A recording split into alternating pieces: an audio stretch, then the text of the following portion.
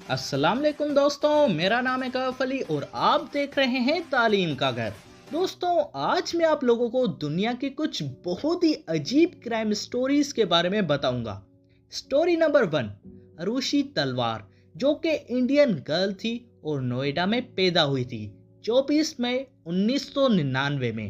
Father Rajeshwar और mother का नाम नुपुर था और वो दोनों डेंटिस्ट थे, जिसकी वजह से अक्सर औकात वो दोनों अपने काम काज में मसरूफ रहते थे और अरुषि को पूरा टाइम नहीं दे पाते थे। लेकिन उसके 14th बर्थडे पे उसके पापा ने उसके लिए एक बहुत बड़ी बर्थडे पार्टी अरेंज की थी, जिस पे वो बहुत खुश हुई थी। लेकिन अगले ही दिन अरुषि को अपने घर में डेट पे आ गया, जिस पे अरुषि के पेरेंट्स ने एफआईआर फाइल कर दी ताकि गुनहगार को उसकी सजा मिल सके। फिर पेरेंट्स ने कहा कि हमारा जो वर्कर है उसने हमारी बेटी को मारा है, इमराज ने।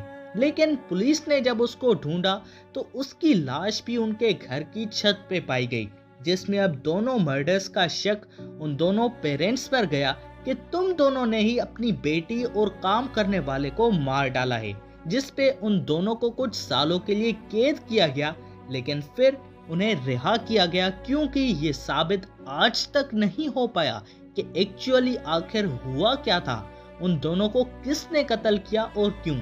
वैसे आपको क्या लगता है कि अपने ही माँ बाप ने अपनी ही बेटी को कत्ल कर दिया? Let me know in the comments below. Story number 2, दोस्तों ये कहानी है दो बहनों की, पेट्राशिया और बरबरा की, 13 और 15 सालों की, जो कि एक शाम साथ में जा रही थी सिनेमा में फिल्म देखने के लिए, लेकिन कभी वापस नहीं आई। वो उनके जिंदगी का फर्स्ट अटेम्प्ट था कि पेरेंट्स के बगैर बाहर घूमने गई, जिसकी वजह से जब दोनों बहनें 3 से 4 घंटे बाद भी घर नहीं पहुंची तो उनकी मदर ने पुलिस को कॉल किया और बताया कि मेरी जो 2 बेटियां हैं वो कब से बाहर चली गई हैं और अभी तक घर वापस नहीं आई। ये बात है 1956 की, जो कि शिकागो में बहुत ही ज्यादा फैल गई, जिसकी वजह से ये हिस्ट्री की सबसे बड़ी इन्वेस्टिगेशन भी रही।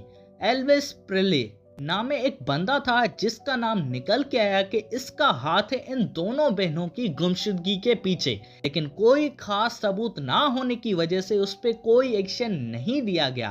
फिर कुछ टाइम बाद शिकागो के हाईवे रोड साइड कंस्ट्रक्शन में 2 डेड बॉडीज मिली, जो कि उन दोनों बहनों की थी और उन बहनों के साथ ज्यादती भी की गई थी। बहुत सारी तफ्तीश हुई, लेकिन आज तक कोई भी गिल्टी करार नहीं दिया गया। आज तक नहीं पता चला कि उन ऑफेंसेस के पीछे आखिर था कौन। स्टोरी नंबर 3, दोस्तों ये स्टोरी है अलास्का में रहने वाली एक लड़की की कि तकरीबन 1980s की ये बात है कि जेन लिम नामे एक लड़की ने शादी की स्कॉट कोवेल से। कुछ साल उनकी शादी काफी स्मूथ चली, लेकिन वक्त के साथ लड़ाई झगड़े बढ़ने लगे और जेन लिम ने अपनी शादी को खत्म करने का इरादा किया। और ये खत्म करने का इरादा इतना खौफनाक भी हो सकता है, आप सोच भी नहीं सकते कि अप्रैल 12, 1988 में जेन ने अपने शोहर को सर में गोली मार के मार डाला। और उसे सिर्फ मारा ही नहीं, बल्कि उसकी डेड बॉडी को 50 टुकड़ों में उसके जिस्म के हर एक उज़्वे को काट काट के थैलियों में भरकर मुख्तलिफ कूड़ेदानों में फेंक दिया। जब बहुत टाइम बाद कोविल की अम्मी की उसके बेटे से बात नहीं हुई तो एक बार उसने घर के नंबर पे फोन किया, लेकिन कोई नहीं उठाता था। फिर 2-3 मरतबा जब ऐसा होने लगा, फिर कोविल की अम्मी ने अलास्का की पुलिस को कांटेक्ट किया और उससे बताया कि मेरा बेटा और बहू दोनों का ही कुछ पता नहीं चल रहा, आप जरा पता लगाएं। काफी टाइम तक इस बात की तफ्तीश होती रही, इन्वेस्टिगेशन पुलिस वाले करते रहे, लेकिन कुछ भी इस बात का पता ना चल पाया। आखिर इसके बेटे के कत्ल का मामला ठंडा पड़ गया। लेकिन फिर काफी अरसे बाद 2007 में लिम ने अपने पैरों पे खुद ही कुल्हाड़ी मार डाली कि लिम ने दूसरी शादी कर ली अपने आशिक के साथ और उसे बता दिया कि उसने ही अपने शोहर को मारा है। और फिर ये बात पुलिस को जाके उसके आशिक ने बता दिया कि पुलिस ने दोबारा से इस केस को रीओपन किया और इस बात को स्टिंग ऑपरेशन के जरिए किया गया। फिर लिम ने पुलिस के सामने इस बात को कन्फेस कर लिया कि हाँ, मैंने ही अपने शोहर को मार डाला है। इसलिए उस लड़की को सेकंड डिग्री मर्डर का गिल्टी करार दे दिया गया और उसे 36 सालों के लिए कैद दे दिया गया। Story number 4। ये स्टोरी है एक दरिंदे की, नेथियल बारजोना की, जो कि एक सीरियल किलर ब्लडी मोलेस्टर था। ये आदमी बच्चों को सेक्सुअली हरास करता था और उन्हें खाता था। लिटरली ये बंदा इंसानी गोश्त खाता था। 1991 की बात है जब बारजोना ने एक कार ब्रेक करके एक 7 साला बच्चे के सीने पे बैठ के उसे मार डाला और फिर उस शहर से ये भागकर दूसरे शहर में बस गया। लेकिन पुलिस की नजरों में ये तो दरिंदा पहले से ही था।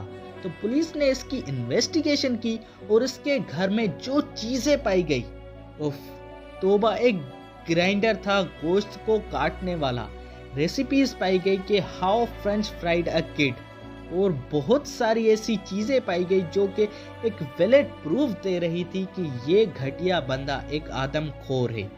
इन्वेस्टिगेशन के दौरान सबसे बड़े जो विटनेस थे वो इसके नेबर थे, जिनको इस दरिंदे ने ह्यूमन फ्लेश दिया था रखने के लिए, और पड़ोसियों को गोश्त का लग पता गया कि भाई इस गोश्त में कुछ तो खराबी है।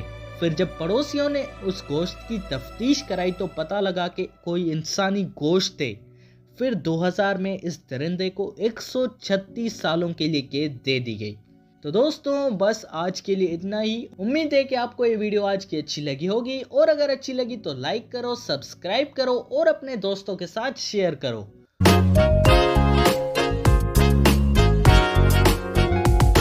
और दोस्तों इसी के साथ अपने भाई को दीजिए इजाजत। अल्लाह हाफिज।